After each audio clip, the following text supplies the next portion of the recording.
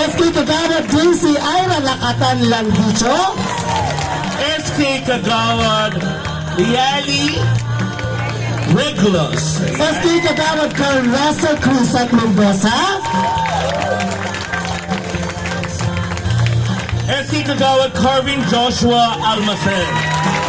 And SK Chairman Arjun Cruz at Pesina. Okay, so upo na tayo ulit. Gabi mga kabarangay. Parang walang energy. Ayan. Happy birthday! Maraming salamat po. Damang-dama ko pa rin ang pagmamahal ng Barangay Banga sa inyong lingkod. Hindi naman po tayo papayag na matalo si Arjen Pisigan. Kaya nga ho, kumuha tayo ng magaling na MC. Siyempre, pag sinabing tatak Pisigan, kami po ay matinong politiko dito sa bayan ng Talisay. Ipamamana ko po ang pagiging boses ng bayan sa aking pamangkin.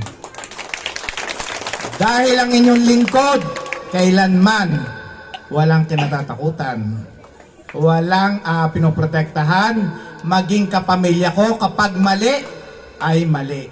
Ayun ho, ang may pagmamalaki ko. Tayo po ay may programa sa DCRH, yung Kabendor. Uulitin ko po uli, hindi na po tayo lalahok pa sa lokal na panunungkulan dito sa bayan ng Talisay. Kaya po, ako po ay natutuwa, unang-una sa Panginoon, napakalakas po natin sa Panginoon. Kanina, habang nagha-house to house tayo, umuulan. Sign of? Very good.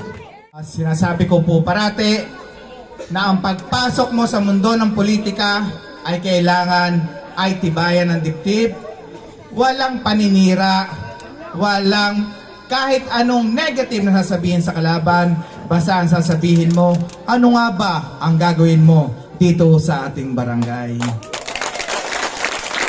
Tulad doon ang pinangako ko, naglagay ho tayo ng street sign. Ako po ay nagpapasalamat sa pamunuan ni Kapitan Reiner Cruzat at kay SK Chairman Rani Prago sa pagbibigay pahintulot na magkaroon ng street sign ang ating mga street. Wala na hong patutsadahan. Iisang barangay tayo. Tulad ng sinabi ko sa Sitio Santo Niño, November 1, magkikita-kita tayo sa sementeryo. Sa sementeryong Luma, Memorial, at sa susunod, kung mabubuksan yung sementeryo dito malapit sa atin, magpapangipangita ho tayo. Ang sinasabi ko ho, may nakahaing bibingka at suman. Ay kalaban sa politika, sisimangutan, nakataas ang nguso. Che! Hindi kita papakainin ng suman. Natalo ang aking bata. Huwag na ho ganon. Mas maganda nga ho, dahil ho dito sa Barangay Banga, lalo ho dito sa Sitio Gulod, na dito isang kandidato natin sa kapitan, si Larry Aala. Andito rin po yung kandidato natin sa pagiging kagawad, si Robert Miranda, at tubong si Luis Miranda bilang tatakbo rin po na kapitan ng barangay dito ho sa ating barangay. So wag na ho natin pag-away-awayan pa yung politika. Isang araw lamang po yan. Mas maganda ho, nagkakasayahan lang tayo. Wala na hong asaran.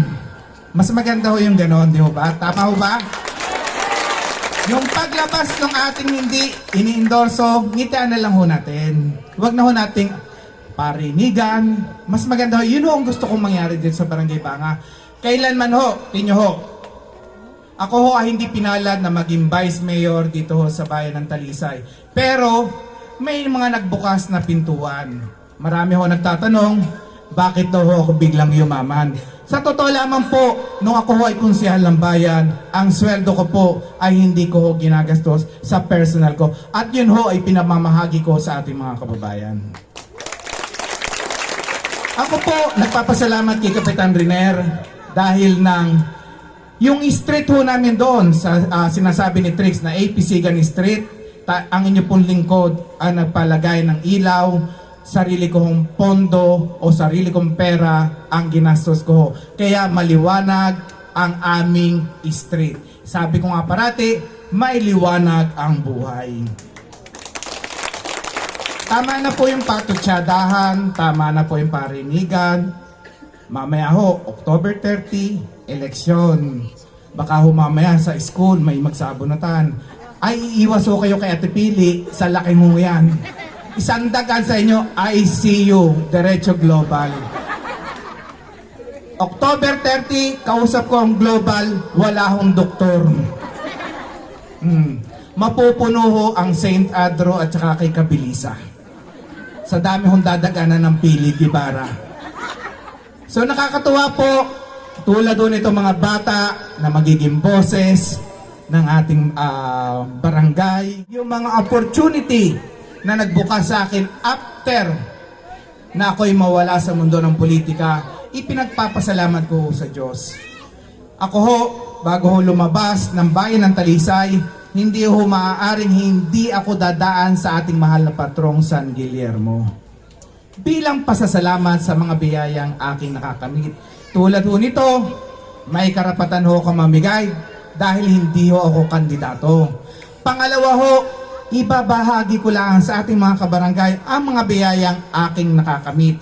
At sa tulong po ng aking mga sponsor, nagpapasalamat po tayo sa San Miguel Corporation kay Mr. Ramon Ang, kay Mr. Winston Ko ng Emperador Brandy, kay Redentor Llanes ng Gardenia. Kung bakit ho kanina marami nag-agawan na Gardenia doon sa Rita na isang hiblaho ng tasty, hindi mala nakatikim ang inyong lingkod.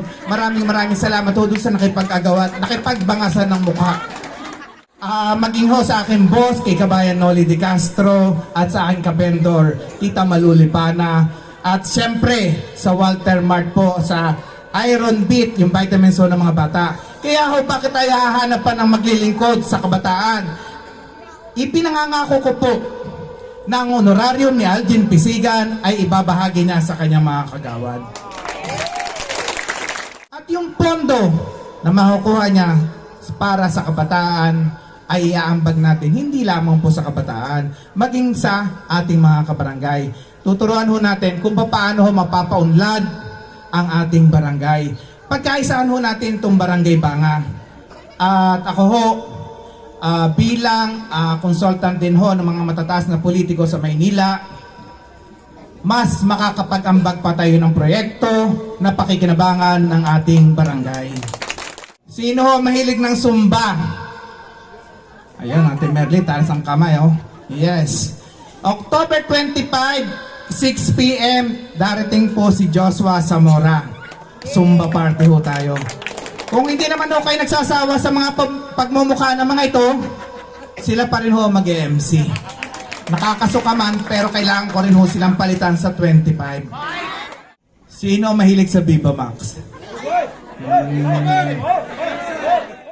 Darating po si Rob Quinto. Sino ba isa? Irene Silvilla. Hindi kasi ako nanonood, hindi ako mahilig, bawal kasi sa aming relihiyon ang Viva Max. Ako ba, dito sa Barangay Banga, Sitio Gulod, makakaasa ako na susuportahan nyo ang aking pamangkin at saka kanyang grupo? Ayan. Ganon din ho, si Luis Miranda at kanyang mga kagawad.